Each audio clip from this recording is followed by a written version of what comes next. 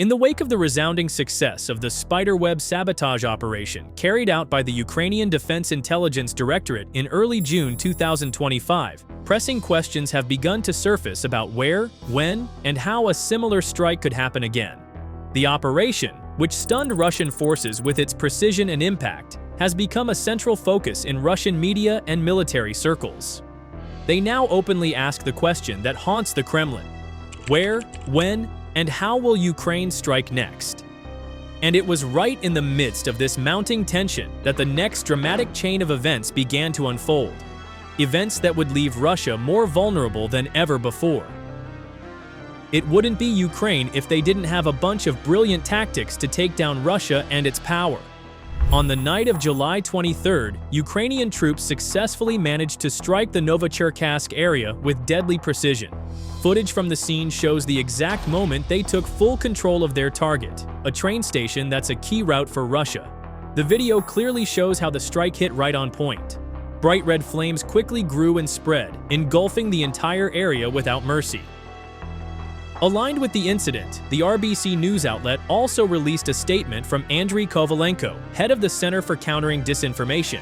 He said Russia's been using this route to move weapons, ammo, fuel, and troops to the Ukrainian border, connecting Rostov with several areas like Voronezh, Volgograd, and Kamensk-Shakhtinsky. Not long after the chaos in Novocherkassk, Ukraine launched another long-range strike that rocked Sochi, hitting just past midnight into the early hours between July 23rd and 24th.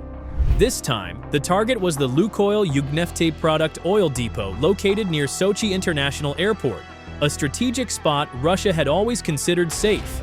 The blast shook the entire area, sparking a massive fire that could be seen from miles away. Based on reports from the United 24 news outlet, Russia tried to stop the strike using S-300 and S-400 systems against Ukraine's drones.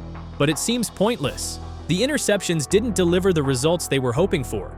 Russia's modern air defense layers, which were supposed to protect the city, just couldn't stop Ukraine's drones flying in with deadly precision.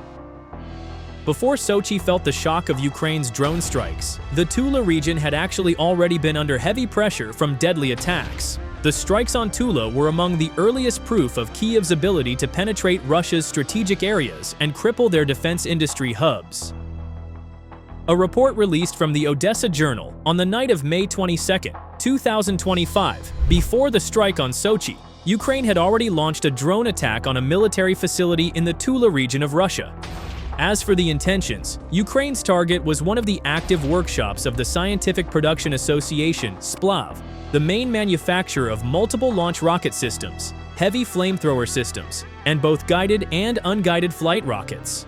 The strike caused a fire at the site, which also affected a nearby electrical substation. This facility had previously been hit on the night of May 7, 2025, showing that Ukraine continues to target key strategic defense industry centers in the Tula region. The news was also released by Caliber AZ news outlet, quoting a statement from the governor of Tula. Reports described how a massive wave of Ukrainian drone raids on the Tula region was still underway, with Russian air defense systems scrambling to fend off what was already the 10th wave of incoming drones. In the middle of the chaos, one of the drones crashed into the roof of an apartment building in Tula's Proletarsky district, sending residents running as sirens echoed across the city. Another moment of the explosion was released on Channel X, capturing the precision of Ukraine's latest strike. On July 29th, around midnight, Ukrainian forces once again launched a daring military operation deep inside Russian territory. Just seconds before the blast, the unmistakable sound of drones could be heard approaching from a distance, zeroing in on a Russian train station with unerring accuracy. In an instant, the drone strike triggered a massive explosion visible from miles away, demonstrating Ukraine's ability to strike with speed and precision at high-value targets. Several footages were also shared with the public. It was showing the incident from a closer vantage point, revealing the devastating impact. The Russian train station, once a key logistical hub, was reduced to little more than fragments of its original structure.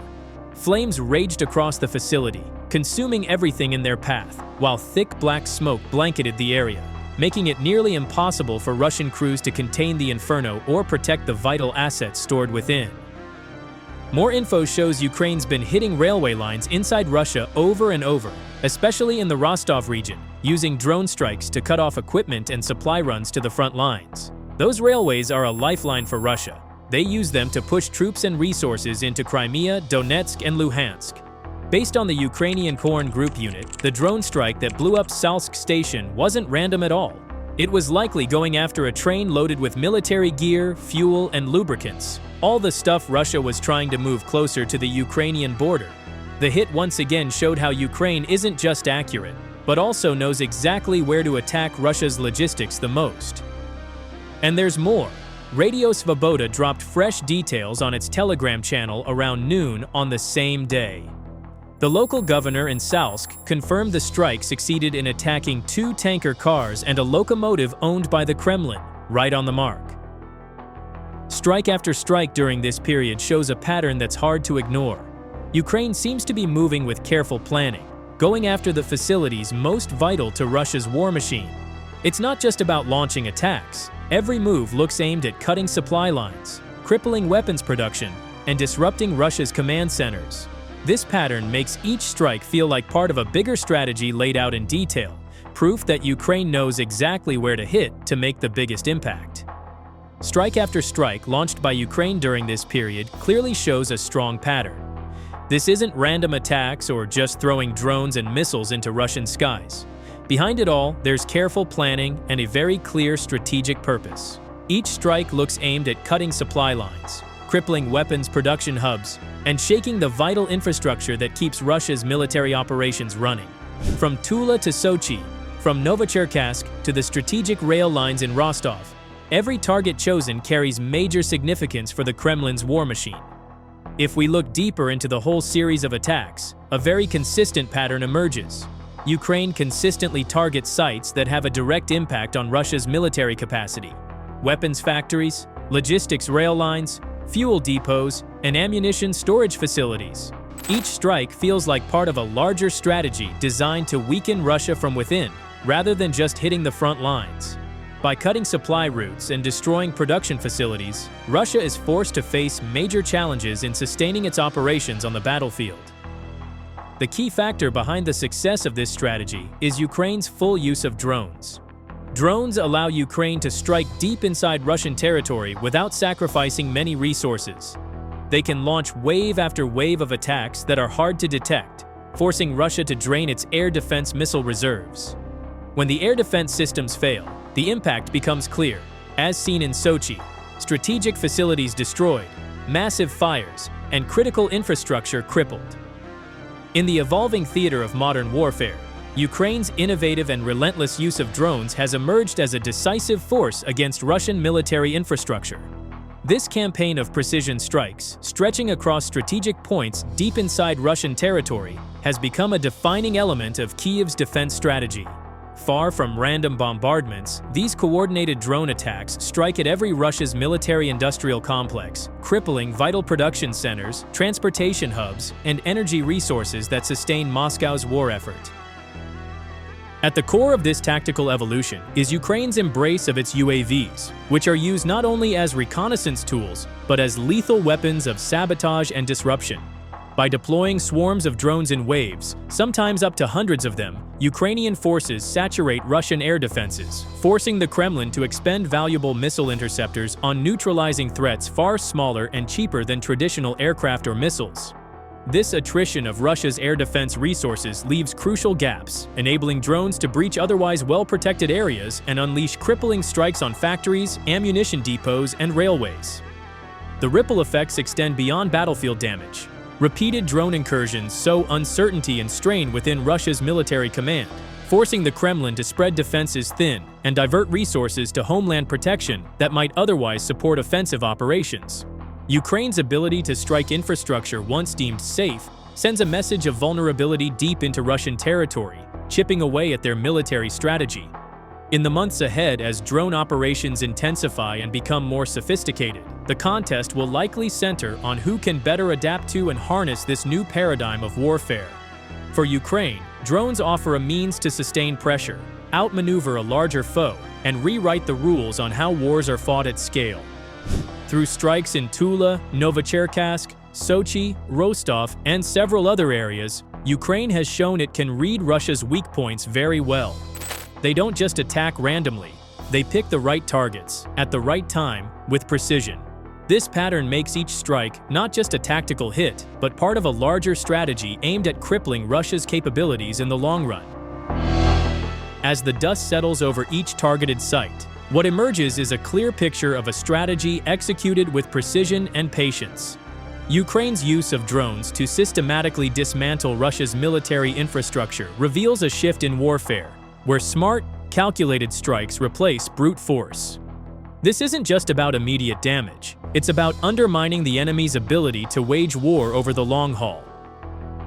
Each strike at places like Tula's rocket factories, Novocherkask's transport hubs, Sochi's fuel depots, and Rostov's rail lines isn't random. It's a carefully chosen move in a larger military operation. By disrupting supply chains and destroying critical production facilities, Ukraine forces Russia into a defensive posture, stretching resources thinner and sapping morale. What's most striking is how this campaign leverages technology and intelligence to maximize impact with minimal risk. The waves of drone attacks overwhelm traditional defenses, creating openings that Russia struggles to close. In the broader conflict, this approach signals a new phase, one where precision and disruption take center stage, and where the ability to hit hard and vanish fast can change the game entirely. The series of attacks we've witnessed recently are not isolated incidents without connection. All the strike points, from Tula, Novocherkassk, Sochi, to the strategic logistics routes in Rostov, could very well be part of a larger, bigger preparation. Is this leading up to a massive campaign known as Spiderweb Operation 2? That question hangs heavily in the minds of many observers, and of course, inside Kremlin circles. The successful Spiderweb operation in early June 2025 showed the world how Ukraine can design sabotage attacks with precision and highly destructive effects.